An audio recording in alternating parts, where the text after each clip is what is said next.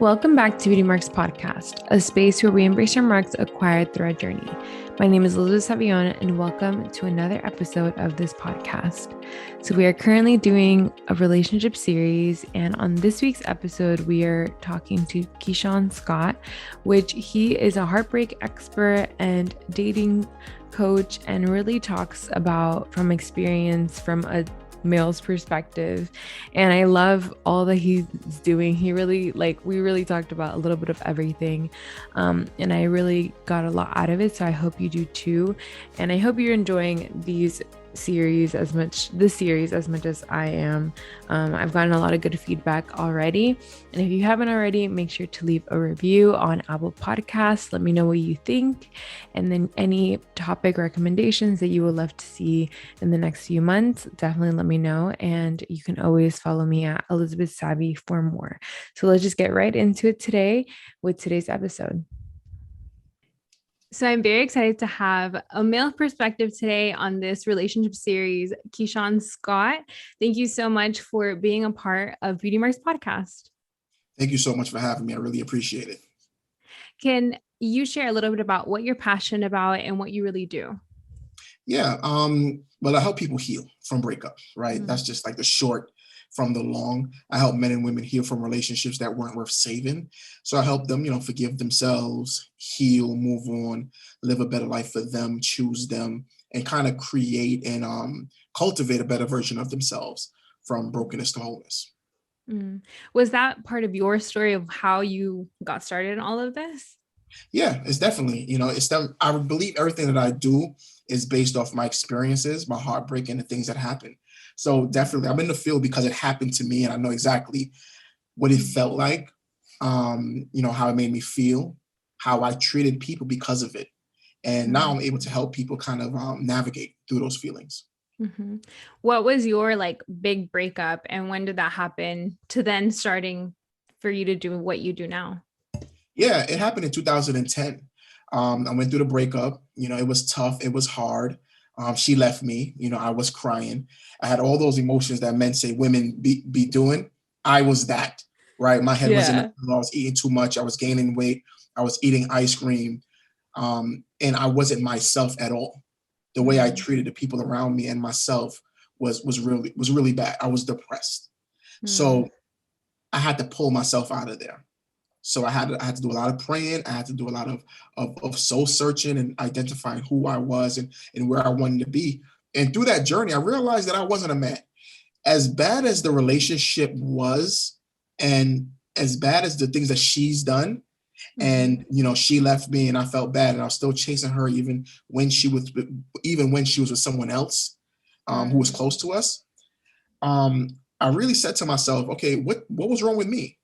And then I made a list of things that was wrong with me, and I wanted to fix it because that one day I wanted to become a better husband, a better man, a better leader, better friend, better boyfriend, and a better husband. So I took my experiences and kind of grew from it. Yeah. Because I know that there's always two routes after a breakup. And I love how you shared that, you also had the moments of tears and all that. Because to be honest, sometimes women have the misconception that guys are moving on, they're over you, they're on to the next. And sometimes, maybe in the culture that we live in, society doesn't give men the space to do so and to feel. But I know at the same time, based on talking to other people, they, you guys experience that too. And so I love how you shared that part, which is vulnerable. So for you, were you into therapy before you went to the breakup? Because I know a lot of men are not as, prone to therapy. Was that something that because of the breakup led you to therapy and to start doing the self-work? Yeah. I mean, therapy wasn't a big thing back then. I believe it's a big light shed on therapy in the last 3 to 5 years, maybe even 2 to 3 years, a huge impact on mental health and therapy. But back then, I didn't even think about therapy. That didn't even cross my mind. But if I went through those same emotions today, I would definitely seek therapy or a hospital or something to go to, because I need help. You actually feel like you're going to die. This pain is just crazy. You can't even explain it, but honestly, I think a form of therapy was probably going to church, speaking to friends, speaking to family members, and doing a lot of reading, listening to music, the right music, and really just having a really good circle around you of people who's not going to say, hey, let's go to the club, let's go to the bar, let's drink it off, have sex with many women, and all these other things. I think having a tight circle of people who want to see you elevate and transition from this brokenness or this pain and step into a new person, right? I think when you have those kind of people around you, that's beneficial. What are the things that you see a lot while you're coaching people, that like the common theme that you see throughout of what happens after a breakup, like what route people take? I see people, they go back. I think that's one of the major things with clients, is that clients always go back and they act like I don't know, like I don't go on their social media page and see You're things like, changing. Yeah. I think people go back. And when I say go back, they don't only go back physically, but they go back emotionally. They'll start texting, they'll start calling, they'll start checking up. Even if they're the one that's been hurt or did the hurting, they'll either or, because they missed something. They think that there's substance still there. But one of the main things is definitely going back, or another number one thing is checking their social media profile. And they'll spend so much time on that, or even on photos in their phone, reminiscing about the good times, and having those 5 stages of grief, and trying to figure out what went wrong, what did I do, might be blaming yourself, but that's unhealthy. It's going to happen, but you have to know when it's becoming obsessive. I actually read a post the other day on Instagram that said, technically you looking at someone's social media, like your ex's social media, it's like seeing them in person. Because when we're like, our brain doesn't know the difference. It's like an interaction versus you seeing their stories, them talking on the stories, like their life, and that affects you just the same. So it's like stopping you from moving forward. For you, what were maybe some red flags that were in the relationship that maybe other people might want to evaluate in their relationships when it comes to things to note? I would definitely say the communication and seeing each other. I think, and you have to look at the patterns. If things starts changing, you have a conversation about it and you try to fix it. What happened was we stopped seeing each other, and this was weeks and months, and we were engaged to be married. So it was a lot going on there, but I wasn't seeing it because I was writing my first book. I think I started a nonprofit organization. I was speaking out. It was a lot going on at that time in my life, because I was like, I want to be successful. I want to do this. And it required a lot of time. If I had to do anything over again, I probably would have a conversation. I would probably speak more, be visible more, or ask, how am I doing in a relationship? Because that's something that I ask in my marriage now. It's, babe, how am I doing? Like, how am I treating you? Am I doing well? Am I doing a good job as a husband? Or I'll tell my wife, you're doing a good job as a wife. You're doing a good job. I like it. And that gives people reassurance that, oh, wow, I feel like I was stressed out lately. I know you are, but your stress isn't who you are or your personality. But other than that, or we're doing good jobs as parents, because when you have a little child, they could drive you crazy. But you can definitely say, we're doing good. She's still here, but I think that if I was to go back, it would be definitely the communicate with your partner more, let them know how you feel, and also show up emotionally, physically, and mentally, and ask the right questions, because you're not a mind reader. Yeah, because we assume what someone thinks, and then sometimes we like see the vibe of people, and we're like, okay, like maybe there's not a good time, and then you stop talking, and that's a really big deal. What are other things of red flags in your relationship that may be common now, especially that you see a lot of people in relationships that people start dismissing over time? I would say one of my red flags, I'll start with me. One of my red flags was I don't communicate well. Like I was a terrible communicator, and I would communicate out of anger. And I will always put blame on the other person rather than seeing my life through my own eyes or my actions through my own eyes. So I believe that one of the things that people can learn from is that learn how to talk. And it's about your tone of voice, it's about your delivery. Everything is not an argument. We make it into an argument because we always want to defend ourselves, and we want to make that I'm right and you're wrong, and we won't even listen to the other person. So I would definitely say for new couples or people in marriage or in relationships, learn how to argue correctly, learn how to fight correctly, learn how to have constructive or elegant conversations about what's going on in your relationship. And it doesn't have to, lead into a fight or a big, tone. One thing that one of my coaches teaches me is being loving through anything. Always be loving. He's like, Keishorne, always be loving, always be loving. And I'm like, oh yeah, but my wife, she be just pissing me off. How am I? But there's different forms of being loving. It's how you talk. You can be loving, but not raise your voice. You can be loving and still stand your ground and listen to her and be there, right? And you're only responsible for yourself. You're not responsible for how she reacts. You're responsible for how you react. So to go back from the past to present, it's your tone of voice. Learn how to speak, learn how to argue. If it's anger issues, go to therapy, seek counseling, and be loving and understand it only harms you. It doesn't harm them. Because once they leave, they're gone. They'll work on themselves. And you'll still live with that anger issues or whatever it is that's haunting you. Yeah, definitely. I know for me in my past relationship, it was like seeing the red flags and trying to also like focus so much on them and realizing at the end that I couldn't control them and it was only like my work. But what do you think about when people say like in dating, there's like dating talk first, helping people with their trauma, or like, let's say like they don't know how to communicate, right? Like at what level is it like their responsibility and then it's like yours as a dating couple? Because at the end of the day, like you're trying to get each other better, but like when is it that it's like, when do you stop and they begin when it comes to like someone that has a lot of baggage or things like that they bring into the relationship? Yeah, I mean, in my opinion, I think that is never your responsibility, to kind of help you.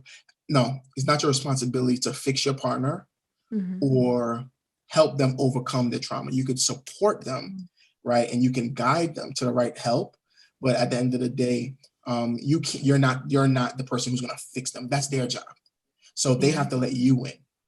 You can knock on the door, but they have to open the door and say, okay, I'm willing to accept your support, because you don't want it to come and bite you back, in the butt or whatever it may be.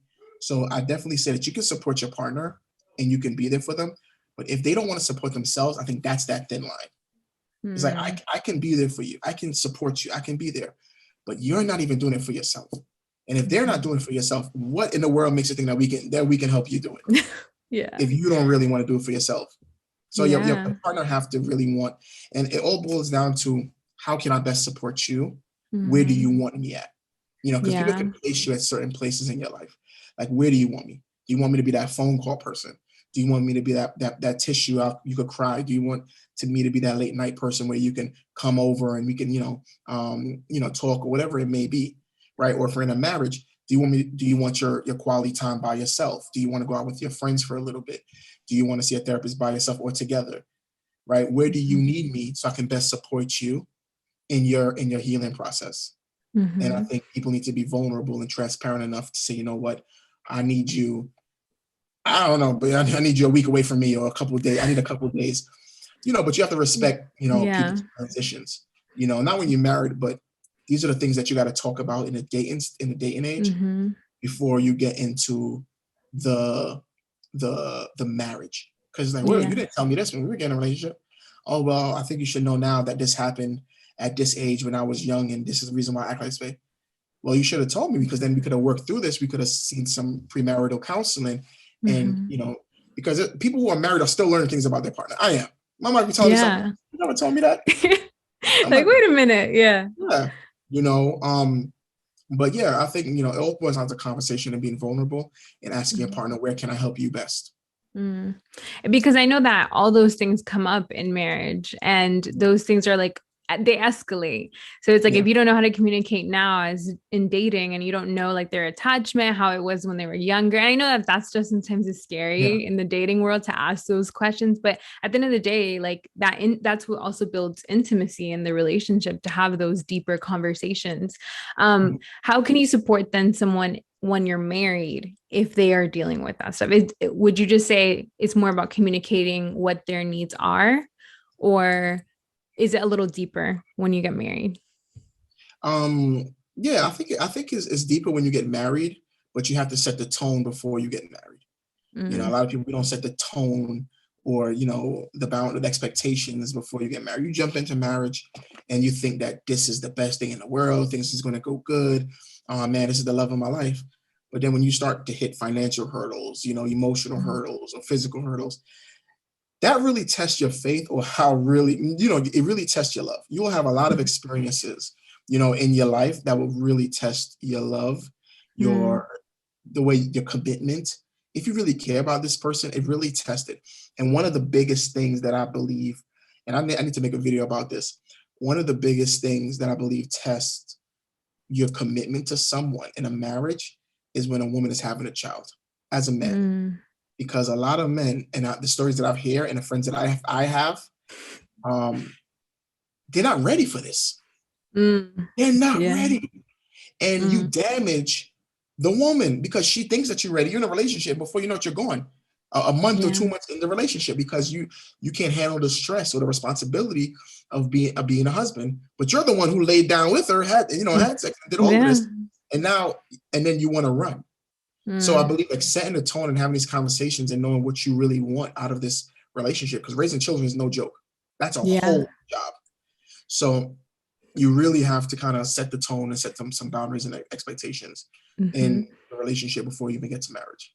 That's so good. It's crazy that you mentioned that, because on a previous episode, I had talked about my sister just had her first baby with my brother-in-law, and seeing that, and I literally, it was like a snap, like it was like a bulb that I feel like I saw relationships so differently, seeing it like by me, like them waking up, you know, her recovering from a C-section, like him having to work plus having to be part of the baby, like I was like, wow, this is like, if you're not in this, like, if you're like fighting about little things, this is like a whole nother level of like added stress and tension and all of that. And I'm like, it really does test you.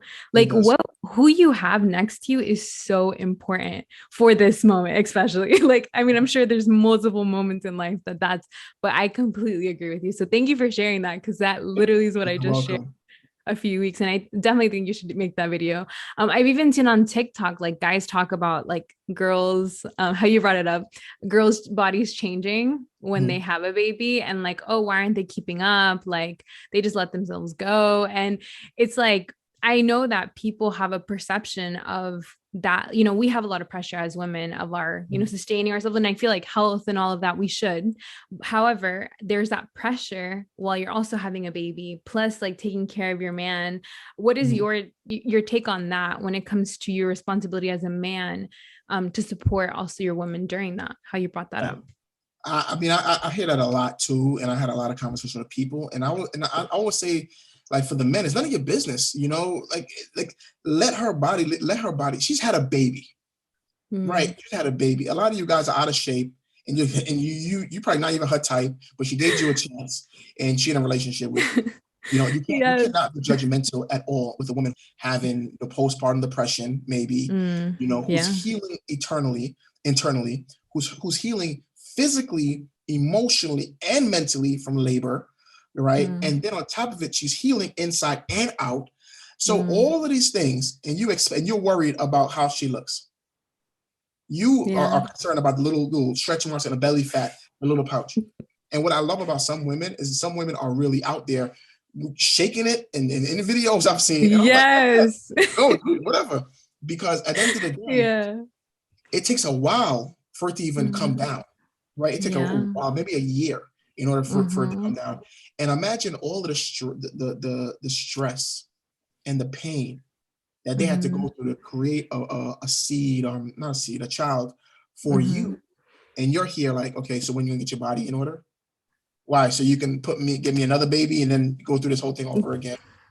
So I think men need to be more supportive and learn a little bit more on women's body, how it affects them mentally and emotionally, because it does affect them a lot. My wife, she went through the postpartum depression. She went through that, and I didn't realize it until she told me. Because a lot of women, they won't tell you what they're going through. They will just go through it. You know, because I was working late and I was doing this and I was doing the social media. And when I come home, I'm recording and doing this. And when I'm back and forth. And then all this time she was watching our daughter, but I didn't know that it was stressing her out. I thought she was fine. Mm. But till this day, she's like, I was going through a lot. And I was like, wow, and I wanted you to be there. And I was like, oh, snap. I didn't know. Mm-hmm. So it got men out there who don't know that, but still worrying about their body. Yeah. You're worrying about the wrong things. Yeah. You're worried about the wrong things. You should be worrying about raising a child. You should be worried about taking care of your woman mentally, emotionally, asking them what they want. How can you help? And if you do want, and if Jim is up in discussion and working out, guide her to that, or ask if she's emotionally ready or mentally ready to go to the gym and work out. Or make it a challenge or a game. Put some social media videos on there and see some before and after pictures. You can make it into a whole game, but instead of being judgmental. Yeah, I love that. Thank you for sharing that. So now that we've talked about a little bit about what is needed, can you share what are the green flags when you're dating that set you up for that when you're getting married? Like, what are your thoughts on that? Yeah, I mean, there's a lot of green flags that can set you up, and that's, really getting to know each other's goals, and what your expectations are. And not only the goals, because a lot of people, they think that, oh, where do you see yourself in 5 years? Or what do you want to do? And they tell you what they want to do. And you get excited because you see the potential, but their reality is doing nothing to get to their potential. Their reality is doing nothing to get to their future. So you're telling me that you want to be a doctor, but you work in a job that doesn't require anything. And then I ask you again, oh, so what are you going to school to be a doctor? Oh, not right now. I'm gonna give myself 2 years. And that's a pattern, someone who's not consistent or who's selling you a dream. But a lot of men and women will focus on the potential of that person because they're selling us, I want to be a doctor. So in your mind, it's like, oh my God, he's gonna be a doctor. And then it's like, yes. Yes. And then you tell your friends he's gonna be a doctor, but he's not even in medical school. He haven't filled out no applications. He haven't paid no money for the school. He hasn't looked, he didn't even know what school he wants to be at. But you're living for the potential. So a lot of times you have to see if the person you want to be with, they're matching what they're saying. They have actions behind what they're talking about. And of course, I definitely have premarital coaching or therapy, or even seeing a pastor, whichever one you want to do. And having those conversations on, marriage and finances. Me and my wife, we had those conversations about marriage, finances, children before we had children. He spoke to us separately and together, so you can get an understanding of what you what you want and what you don't want. You can never be fully prepared for marriage, because my wife, I was like, I'm making jokes sometimes. I'm like, oh my God, if I knew you had an attitude like that, I would have ran out that. Oh my goodness. Yeah, like it's so real. But honestly, it's some truth behind it. Yeah. Sometimes, you can be really like, oh my God, like I can't believe this is so stressful that you're like, I'd rather be single. That's why I tell single people, take as much time being single and enjoy your life. I know that you want love. I know that you want marriage. Enjoy it. Trust me. You said you want children and this and a house and kids running around. Take your time, because that's a whole level of stress. And then you taking them to school, you wiping diapers. You can sleep all you want. You can go to bed right now and wake up. You can go to bed at 6 and wake up at 8 and not care and go back to sleep again. Nobody cares. But when you have responsibilities, and that my daughter wakes up every day early, and the first thing she does is, Daddy, wake up, get up. Aww. And I'm like, please, at 6 o'clock. I know, well, you got to make breakfast. I'm hungry. And I'm like, oh my gosh. I'm like, I want you. All right, I'm going to get some crackers. And then when I wake up, I'm going to give you some cereal. I want eggs. And I'm like, Dad. And then you get up. She's your alarm clock. Exactly. But it becomes a habit and a pattern, and you know it. So you got to be prepared for the things that you say you want. It's not always easy. So have some real life conversations with your partner on how they handle stress, how they handle people, how they handle themselves. What's their self-care routine? What's their timeout? Like if you want to take my wife's timeout is her going out with her friends, or going on vacation. I think I told her to go to Florida to a friend this month, for like a weekend. So she said she's going to go. But you can do these things, with your partner. Tell them to go out, have a drink or something. Go out and just enjoy your life without the kids. And when you come home, we'll be somewhere else. So you can sleep quietly. I think those things, matters most. Yeah. So what are maybe some myths about men that you hear a lot in your work? about dating, breakups, and all of that? I would definitely say a few myths. One of them is men don't cry. That's a myth. You know, how like all When do men, they cry though? when they're broken, or But when you like break up with them, behind when you closed leave them doors. behind closed doors. Men don't want to heal. I think a lot of men do want to heal. I had a lot of men who I worked with who do want to heal, but it's just their pride and their ego. It stands in the way of them wanting to heal because they don't want to be vulnerable to someone else. But some men, they do want to heal. I've sat with grown men, been on Zoom with grown men who break down and cry because they left someone, not even because she left him. I've sat on here with men crying that they made a mistake, they cheated, they made a huge mistake, and we've been clients for like 6 months, 8 months, and every day they just hurt and they want her back. But you cannot get that person back. You can change for the next, but that one is gone. And she will always remember that you cheated on her. What you can do is jump into a new relationship and either tell the person or not. Sometimes whatever is in your own life, you don't got to tell people. Really? I believe that you don't have to tell people everything. You don't have to jump into a relationship and say, hey, I cheated on 3 women in my past, one with her best friend and the other one with this person. You could, or there's certain ways you could say it. You could say that, hey, there is some patterns of infidelity in my past. I've learned from it and I've grown from it, but I don't want that to be an issue and why we can't move forward. If you see any discrepancy in my patterns or my trust to give you that, you can have conversations about it, but definitely all men are dogs. That's another one. But your book though, I know that's not how you called them, but the book that you did, can you explain a little bit about that? Because I heard it on another podcast too that you shared. The Mouse Bird. Yeah. I love that book. If I had to choose any favorite book, it'll be definitely that one. I gotta start promoting that more. That's a really good book. Like, when you write something or you did something and you that's a really good. Like, I did that. Yeah, I'm not gonna lie. That's a really good book. It talks about the mouse, the bird, the dog, and the lion. The mouse is like a man who cheats, who's sneaky. Like a mouse, he's always comes out at night, does stuff at night. You set traps. Sometimes he jumps around it. Sometimes he gets caught if he's not paying attention. But the mouse is like one of the person that you don't want. That's the person that's sneaky.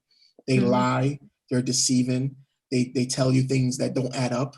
And every woman dated somebody like that. I was like that at some point in my life where I would say, hey, I'm on my way home, or and I'm not on my way home. I'm probably hanging out with the guys, doing something, and I did that in my marriage, right? Like, I talk about this on other podcasts and interviews. I've done this. My first year of marriage, we've been married, it's going to be 6 years next week, right? And my first year, it was so stressful with the baby. I used to tell I was working, but I was usually out with my friends, because that was like a piece. I'm just hanging out. It feels good, but that's deceiving. I'm being a mouse. That's a mouse man. Yeah, that's definitely a mouse man. The bird now is I had a lot of bird, and I encourage all men, work on your bird, work on your inner bird.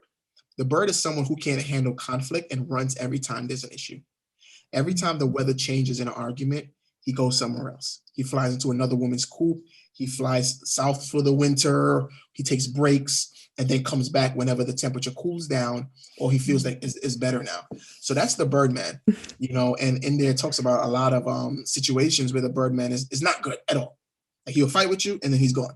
He does this and then he's not consistent, and he can seem like he's good, but really the drop of a dime, he's ready to go. He does not argue. And if he fights, he's yelling, and then he's gone out the door. The dog might seem loyal, but the dog is not. He's loyal to an extent, right? Like, he will, if the gate is open, if you give him a chance, if you leave somewhere or something from through, he will go out there and sleep with someone else, right? And then come right back to the same spot like he did nothing wrong.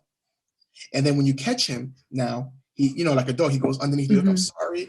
And then what you do, you forgive him. And then when you leave the gate open again, he's going to go do the same thing over again. And the dog man, he's very jealous. So if he sees you talking to another dog or if you had a pet, if you have a dog or anything, and a dog is petting, if he sees you petting another dog, he'll like why you? And then Super when you get jealous. home, hey, I see that you was talking to that guy all along when I was right there next to you. And then you're like, what are you talking? That's my friend. Yeah, okay. Everyone been through a situation like that. I've been insecure I've in been through all that. of them. Yeah, I've been through that. When I come home, like, hey, I see that you're talking to your friend from work so long. You was laughing. You didn't laugh like that with me. And then she was looking like, what the hell are you talking about? That's just my friend. I'm like, but that's the insecurities from the dog. You want to do your dirt, but when somebody else is doing their dirt, you get jealous. Yeah. Then the lion is pretty much the man that you want, right? He might have a little bit of jealousy, but without the cheating, or he might have a little bit of the bird, but without the going so far. You know, he'll step out there, but then come back in, but something that he's working on, he's developing. So, but the lion is that man that, you know, he knows who he is. He's secure in who he is. He's not insecure. He's vulnerable with you. He knows that, you know, he's the king in your life. He's here for you. He's here to support you, be there for you. He has flaws, but the thing about the lion is that the lion acknowledges and he knows he has flaws and he works towards those things. So the lion will go to therapy. He will seek a coach. He will go to professional development. He has a group of men who does, or, you know, have businesses or professional development or accountability partners. All the other animals don't, but the lion, he'll have an accountability partner. So that's the book. I love that. I love that. And I think that we're all trying to date or marry a lion. That is like the goal. I have a lot of girls that asked, you know, because like I've been cheated on. I know that many women on, you know, this podcast that listen have been like hurt or, you know, through narcissistic relationships, different situations. And what would you say to that girl that maybe thinks like, man, was it me? Like, was I just not enough? And either that they're like very successful and like, is it maturity? Is it that they haven't leveled up to the man that they need to be? What are your thoughts on that? Yeah, I will always tell people that you're not responsible for anybody else. You're only responsible for you. You know, people are jerks. People make mistakes, you know, and it's huge that you forgive them for what they did and give them grace, but it doesn't mean that you're condoning their behavior. And at the end of the day, what your ex is doing and who they're doing it with or how they're doing it is none of your business anymore. And you are enough by yourself. So you can't keep holding on to what was. You can only move on to what you're going to have in the future, to what is. And you could create that, you know, and you will waste a lot of your life holding on to what people did. There's people who can't forgive their mom or their dad or their brother or sister for things that happened to them 20 years ago, 30 years ago. Don't let that be you. You hold the power, you hold the pen that writes your life. You can let go, you can forgive, and you can move on. And I know it's hurtful, and I know it's hard, and I know it's tough, but you got to do it for you. Because if you don't, then you'll repeat the same version for yourself year after year. Because there's a lot of people who are in the 2017 version of themselves in 2022. They have not changed. They have not moved. They have not did anything for themselves. So you can be hopeful or you can be helpless. You know, you have to choose. But you are not trash. You're not garbage. You're not damaged. You know, you're probably a little bit, but you're not broken. So I would say take that leap of faith and work on yourself and grow through what you go through. Yeah. And letting go, I feel like is really that, like letting go of like getting revenge or like, you know, that unforgiveness that we deal with sometimes after someone did us dirty. It's like, oh, let me get even. It's like, I feel like the freeingness is like when you can just like step away and know, you know what, like I'm leaving this and I'm going to get better. And that's not my case anymore. Like I'm not going to go try to get equal or anything like that or hold it against them. You shared about love after hurt. And I heard you share about like sometimes we're not ready to be loved and that we carry that you know, into new relationships. Can you explain a little bit about that when you're trying like after heartbreak and getting into another relationship? Yeah, I always believe and I stand strong with if you get out of a heartbreaking situation where it changes you or damage you, you have to spend time learning who you are and kind of healing from that. But a lot of people, unfortunately, jump into a new relationship, you know, and they don't really know who they are. Because when you're in a relationship with someone else, it's like those headphones, you know, the iPhone headphones with the strings. You ever put those in your pocket nicely and then it comes out all tangly? Yes. Imagine putting two of those in a pocket, right? The pocket is the relationship. You put two of those headphones, a man A, woman B, and you put those in the relationship and it gets tangled up. The relationship ended. So now, throughout that whole mess, you still have to look for your identity, who you are, what you like to do. And that's a lot. So you're there like, gosh, where am I? But you're trying to search for your self-identity. So what people do is they try to search for their self-identity in other people. So they'll say, you know what, let me go into this relationship because I want to know that I was loved. Am I loved? Because it could be something that you might not feel like this person loves you. But getting into a new relationship might kind of make you feel a little bit better about yourself, but it doesn't heal you. And you're not ready for that relationship. You're not ready. You're just trying to get back or fill a void. So you have to spend time healing, getting to know who you are, loving yourself, so you're ready emotionally, mentally, and physically for the next person. And to like accept the healthy love that someone else maybe has. Because I feel like sometimes if you try to jump into someone that might be healthy, but like if you're not there, you can actually end up damaging the relationship or like not having it. You can create that toxic, like you like carry that into the new relationship, like what you went through. And you can hurt other people too, because if I'm damaged and you just healed from a relationship and I'm coming in this relationship, I might make you remember things that happened in your past relationship and I'll be both damaged again. Yeah, that's why. So like the 2022 dating that people are like trying to figure out, it's like, it's hard sometimes to navigate that because it's like, you don't know someone's past, like from when you first meet them, you're not going to know that, so it's like, as time goes on, it can all look good in the first few months. And then after, like things can come up. So it's like being aware of those things. But you can do it within yourself. Like you just being self-aware with what you need to work on. What are other things that you feel like are misconceptions about men? Because I know you shared about that they don't cry. I think one of the misconceptions is that we don't want commitment. I think a lot of men, we do want commitment. Some men will lead you on. Yeah, that's wrong. Some men would lead you on.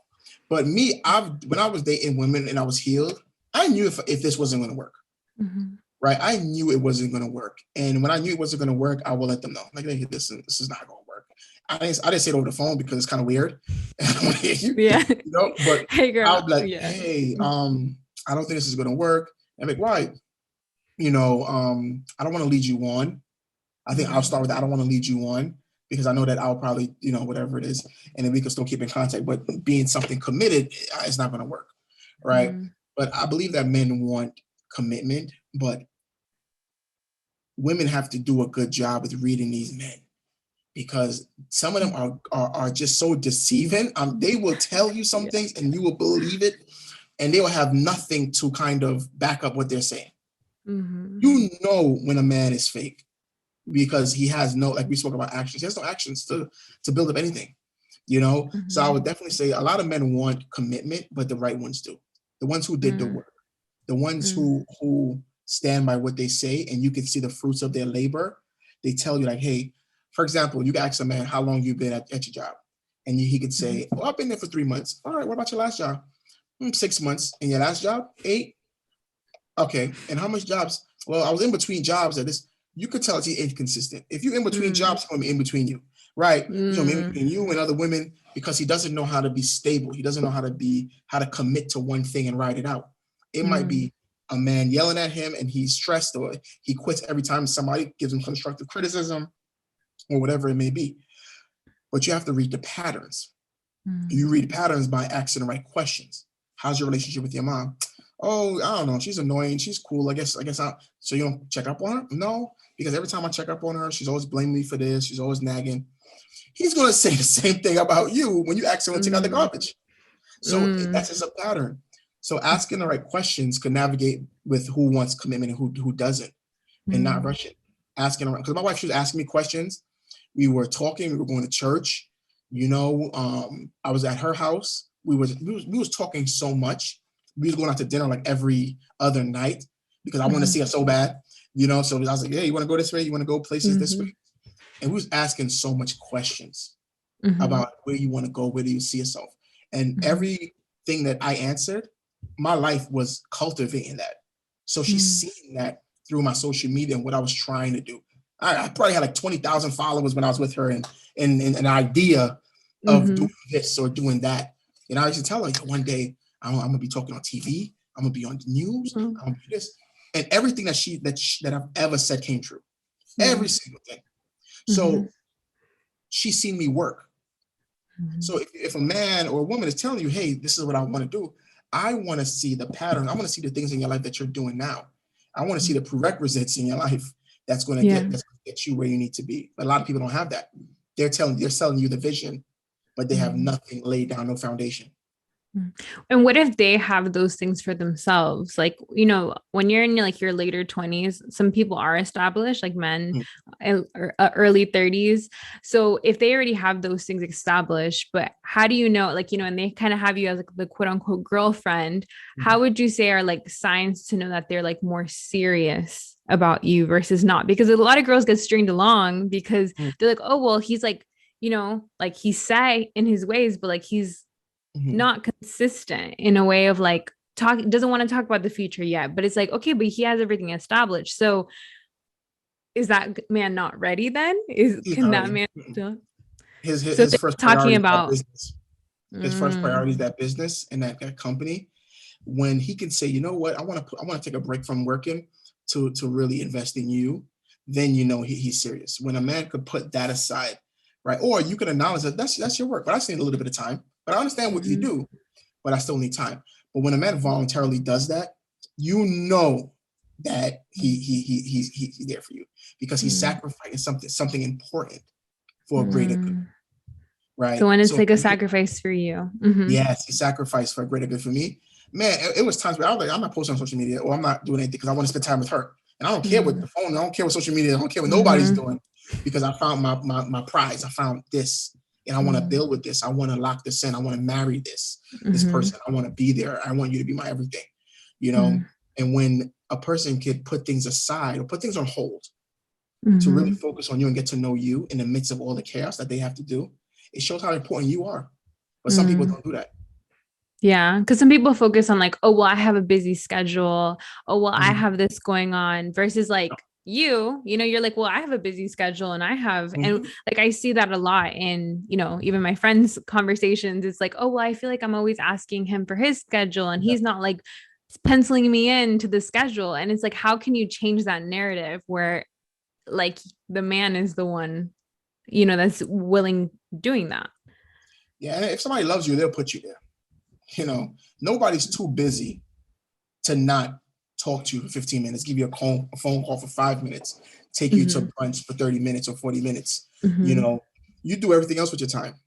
You do a bunch of stuff. You commute with your time. You get in your car, you start your car up, you on social media scrolling for like 20 minutes, that becomes 30, that becomes 60. You can take time out your day to take someone out to get to know someone. But sometimes we don't choose to, and that's our priority. We have to set our priorities straight. Yeah.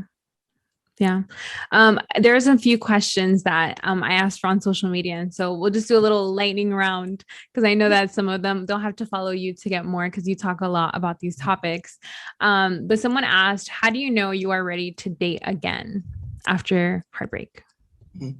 I would say when you don't have an emotional attachment to your ex anymore, when their name, their posture, their body, their Instagram page, it doesn't bother you. You're happy that they're happy without you.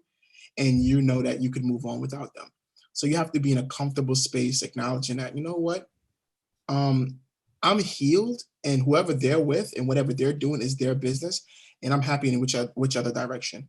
But when you don't have an emotional reaction anymore to their name or seeing their face, or, imagine they tap you on your shoulder and you turn around and you don't like, oh my God. Pass out. Yeah. Like, oh, hey. And you can have that genuine conversation like, oh, hey, how you doing?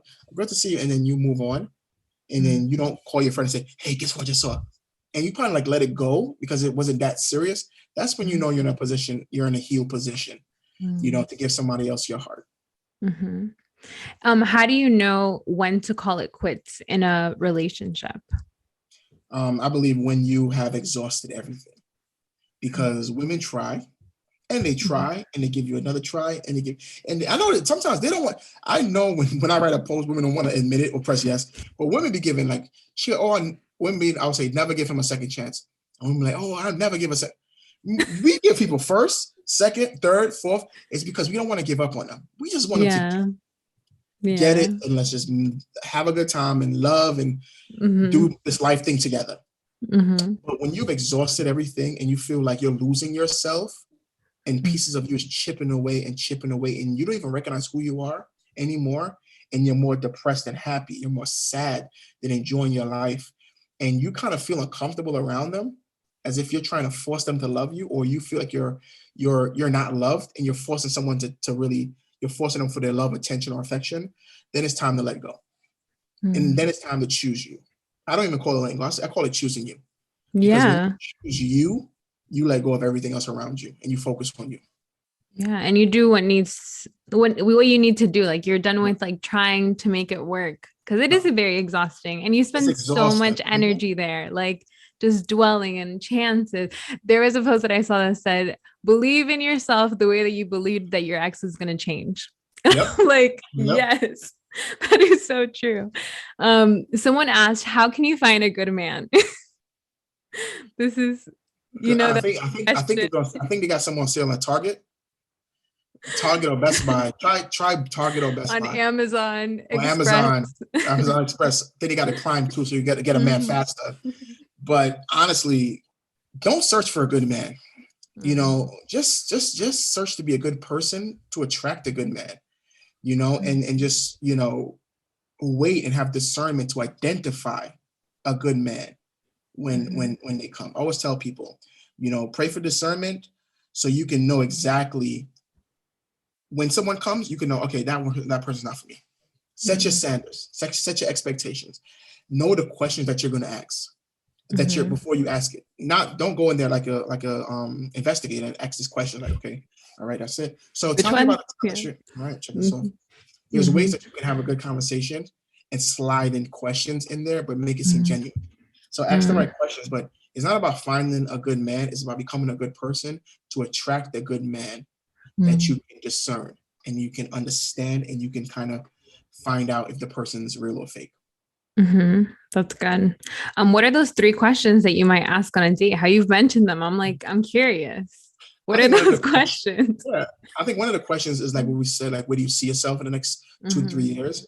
And then when they tell you that everybody has some kind of vision, and when they say that, then you see, okay, great. Oh, awesome. So what are you doing now? Are you in school, since you wanted to, you said that you wanted to be a doctor?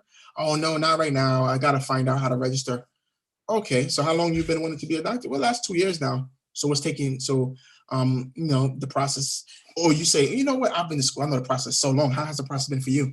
Oh, well, I haven't really started yet. And then in your mind, okay, this person's inconsistent with that. And then you ask another question. So how's your relationship like with your mom or your family? Oh, I don't really mess with my family. They always down my back about doing this, about doing that. And they're annoying.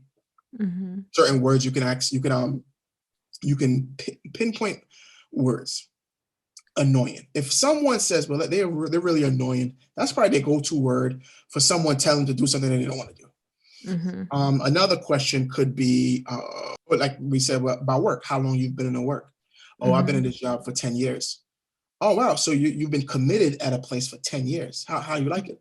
It's been good. I actually started off as this, and I actually leveled up to a manager now, which means that because there's people who've been at a job for 10 years and the same level. And there's people who've been at a job for 10 years and they're a manager, which means he wanted to be promoted because he wanted to save. He had some kind of goals.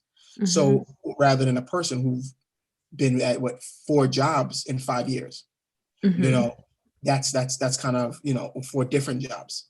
Like more consistency. There's no consistency. Yeah.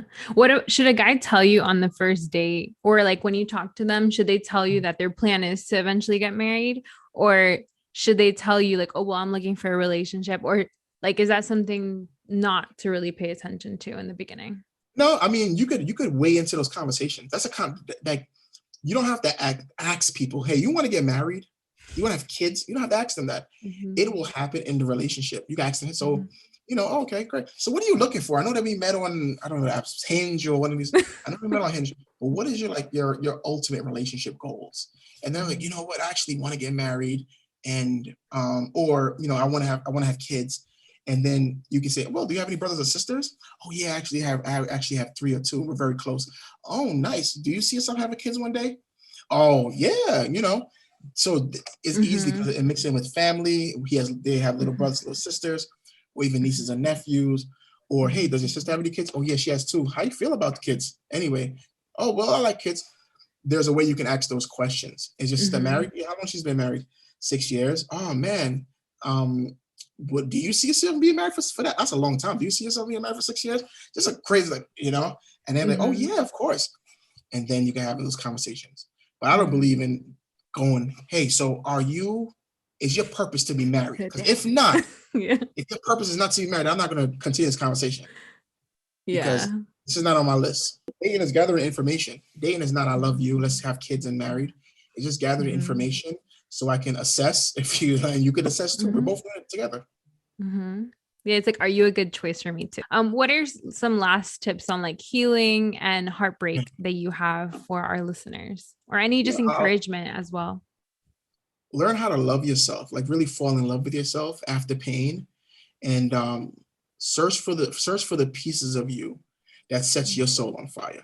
Because a lot of times we've been through so much pain and so much hurt, so much regret, so much betrayal that we feel like love is not possible.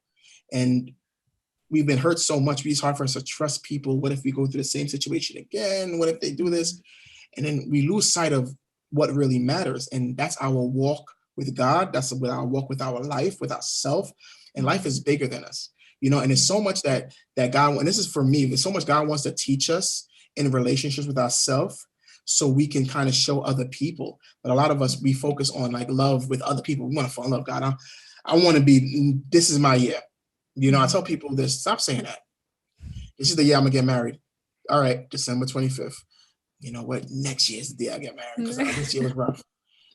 Just learn how to forgive yourself for anything that you've done. Learn how to forgive people, offer people grace with a capital G. Offer them grace, because everybody's not perfect and we're not perfect. And we want people to forgive us if we've done something wrong. And the best way to be free from anything, to open up your heart to love again, is to really free yourself from unforgiveness and from hate and from resentment from people who did you harm, so you can love people with a whole heart and a clean heart. So work through those situations with yourself, and you'll be in a better position in order to be available for love. Yeah, that's good. Thank you so much for sharing, your heart and like what you have learned, and where can people connect with you and learn more about what you're doing? Definitely.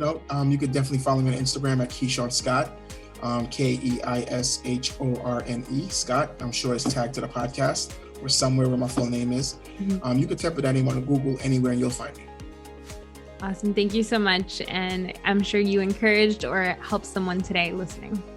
Thank you so much. I really appreciate it. Thank you guys for tuning into today's episode. So if you enjoyed it, make sure to share with a friend or share it on Instagram and tag me at Elizabeth Savvy. And I hope you guys enjoy your day, your week this week. I know it's Valentine's Day today, so happy Valentine's Day. Make sure to let people know how much you love them and care about them. And I will see you guys next week.